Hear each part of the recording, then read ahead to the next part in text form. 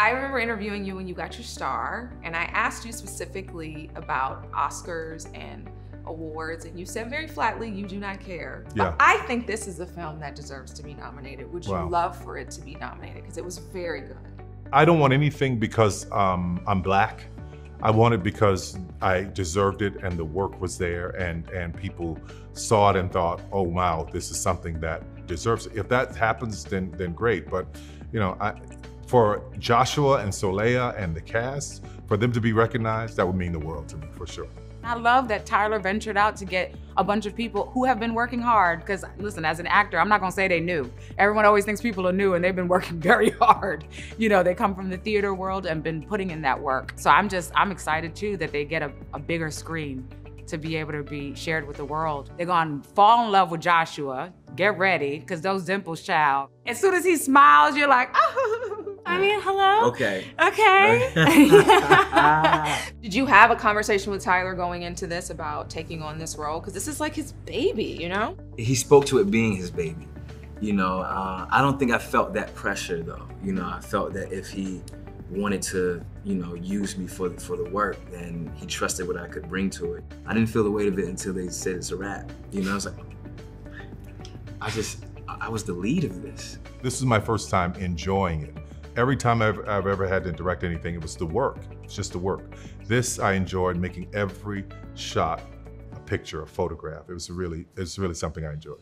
Colorism, I feel like, is a topic that more people are talking about within our community. Yes. Was that a specific subject that you wanted to make sure got amplified? Well, listen, this was 27 years ago when I wrote it. And just growing up in New Orleans and spending time in rural Louisiana with my grandmother, I knew these people. I knew the spirit of this thing. So yes, I have a father who despised me for many reasons, but one, because I was darker skinned than my sister. So yeah, colorism has to be addressed, and we talk about it in Jazzman to a point, yeah. I think outside of the Black community, a lot of people don't understand the nuances of colorism and how deeply rooted it is, and that it's something that has been growing and changing and evolving for hundreds of years. I think the concept of passing is something that a lot of people don't even think of. The idea that there are people out here who are using whiteness as a way and a means towards a better life, even though it is not true to them. It's complicated. It's deep, it's hard, and it's this kind of unwritten history. So learning about that was huge for me, and I'm very excited that it'll be a part of, like, you know, the canon. A lot of people watch Tyler Perry films, and I don't know if they're expecting the story that we're giving them, but I think it's beautiful and important. You know, I think that once people give you your hat, that's all that you can wear. They don't want to see you do anything else or don't think you can do anything else.